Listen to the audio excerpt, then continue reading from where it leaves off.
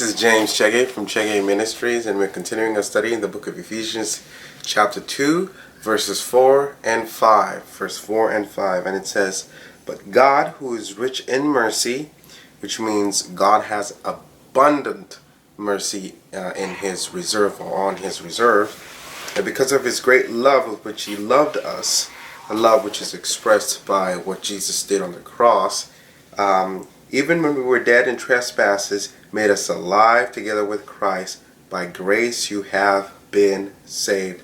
And I want to pause right there for a moment and express this, especially in verses 4, where Paul the Apostle was speaking to the Ephesian church, saying that even when we were dead in trespasses and sins, He made us alive together with Christ.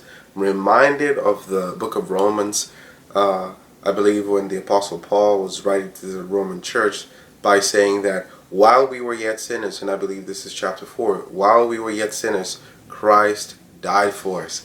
In other words, even in our state of our depraved, immoral, debauched state, but Christ, because of His love for us, because of the love of the triune Godhead, God the Father, God the Son, God the Spirit, God gave His Son, despite our condition, despite our broken state, gave His Son so that His Son could die for us on the cross. And that is the exemplary way that God would express His love for us, by giving His Son to die on the cross, to sacrifice Himself so that we can be reconciled to Him, so that we can be in right standing to Him, so that we can obtain a declaration of righteousness, which is called justification, and so that we can have a progressive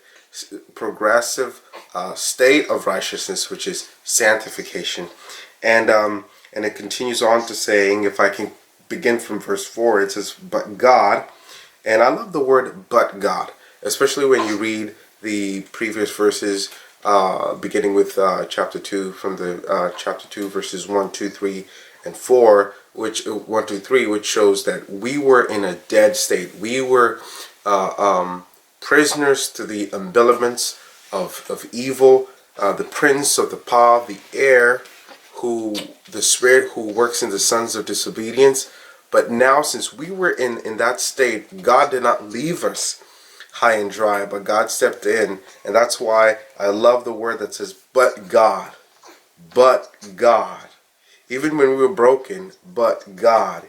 Even when we were sinful, but God. Even when we were an outcast, but God. Even when people cast us off, root us out, even when people cast us off to the sidelines, but God. So that's an important thing that we can have in our hearts and in our lives, knowing that even if people can see us in one way, God sees us in another way. So that's what it says.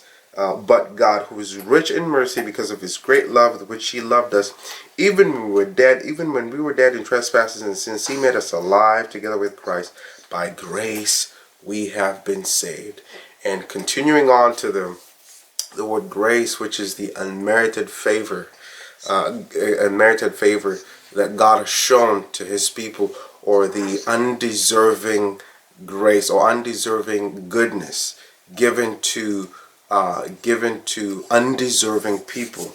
And it is by grace that we are saved. So I want to expound on that for a moment, in that God gets the glory by sharing His love.